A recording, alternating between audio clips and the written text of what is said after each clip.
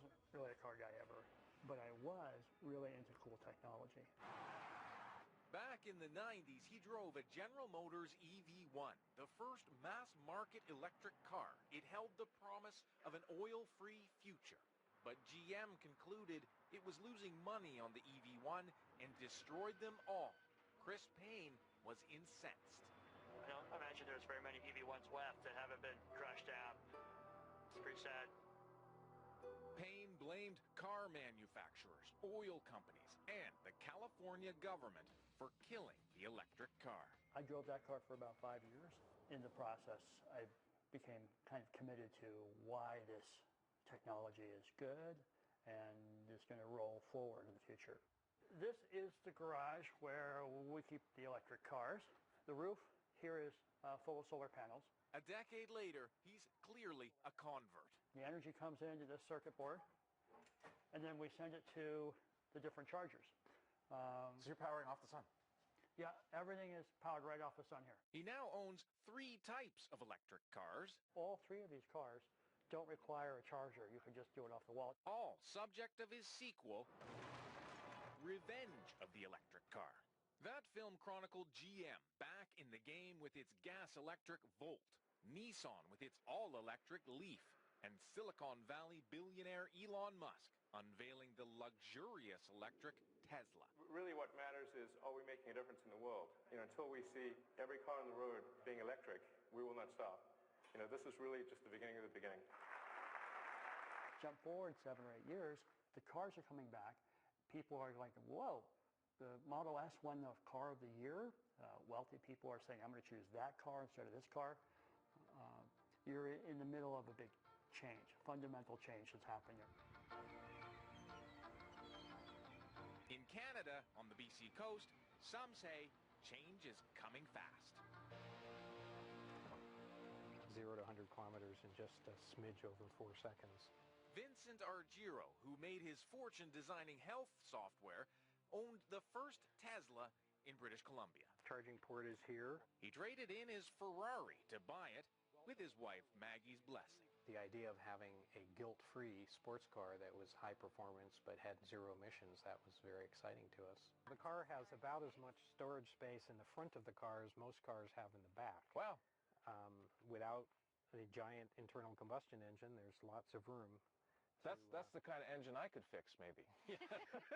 Naturally, when Tesla released its Model S, they got one. Oh, you pushed the button. Okay, all right. There. Nice. Okay. How much did it cost? This car, as it's configured, is about $100,000. Begging the question. Is this just a rich person's plaything? What would you say to that?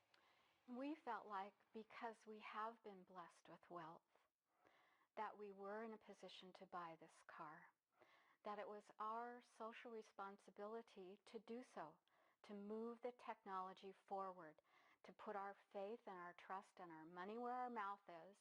If you really want to get rid of petroleum products, then find a way to buy one of these cars and stop talking about it. In fact, Tesla owners can't stop talking about them. The thing took off like a rocket. It was so awesome. You can go as fast as you want. You can go as far as you want. I'm buying into a dream. Turning Tesla into stock market darling with lofty promises to put gas stations out of business. Even car reviewers are raving. This car performs better than anything we've ever tested before. Let me repeat that. Not just the best electric car, but the best car. I'm really surprised to be hearing myself say this because I'm a gasoline engine guy, but you spend a little time with a powerful electric motor car and it's pretty convincing.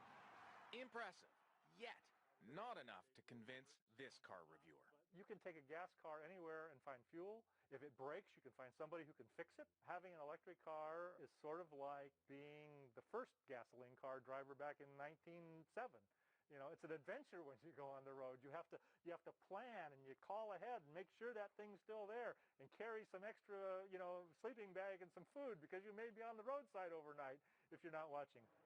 It pains John Odell to say that. He reviews green cars for a living, like this one, an electric Fiat sold only in California. He himself owns 2 electric cars. But they've got to break through, in marketing terms, it's called the valley of death. You have a new technology that you're marketing. It's always gobbled up enthusiastically by the early adapters who, have an eye on that. And then you have this great valley of death that you have to get through to go from the early adapter to the early majority, where sort of mom and pop starts buying. And moms and pops who only own 1 car still have range anxiety. Tesla may offer an impressive 370 kilometers on 1 charge, but the more affordable Nissan Leaf, only 120 kilometers. The fear of running out of juice is real, because charge stations are still few and far between. Plus, at a park and plug like this, it takes 4 hours to fully charge. So you don't buy the claim that gas stations are going to be a thing of the past and we're going to see plug-ins on every corner? No, I don't. I think the gasoline engine is going to be here in large numbers 25, 30, 40 years from now, unless, we simply run out of gas for either for geopolitical or economic reasons. Chris Payne likes to say fear of change disappears once someone test drives an electric car. Once people do it, they become like holy warriors. But he knows North American buyers aren't stampeding to electric car showrooms.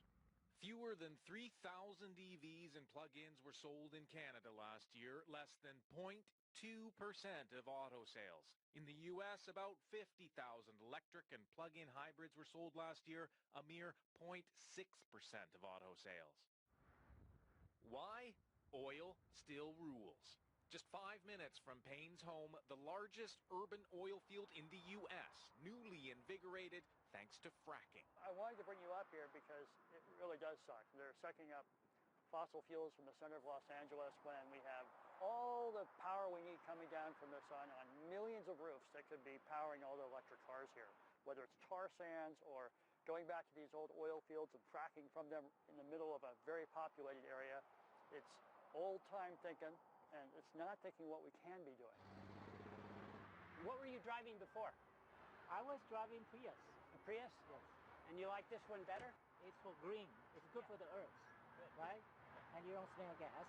Enter Paul Scott, the top salesman of Nissan Leafs in California. I love talking to my customers and Leaf drivers in general because they all understand it the way I understand it. He's a lifelong environmental activist who fought long for electric cars, then signed up to sell Leafs for Nissan.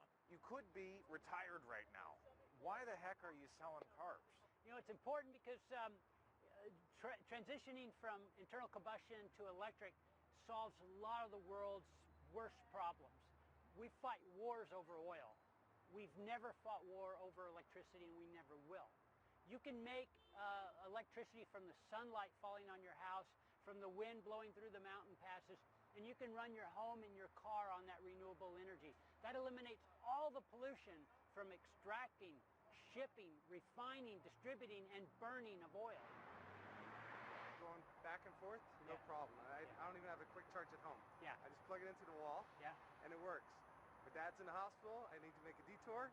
Now I'm in trouble. Well, that's why we have the fast charger. Yeah, no, this is great. For every consumer concern, Scott has an answer. What am I going to have to do when I have to replace the battery? 8 or 10 years from now, I'm going to have to put $12,000, $8,000 into a new It's battery. probably more like $5,000 or $6,000. And you've just driven the car for 8 or 10 years and haven't spent a dime for gas. A lot of them are just looking at the bottom line, Paul, right? They're sitting down, they're punching their calculators, and they're saying, I don't know if I can make the car payments right now on a $34,000 car. It's really a matter of understanding math and looking at the long term rather than just today. What is it going to cost me today? Because, these people who buy these cars or lease these cars, they stop going to gas stations.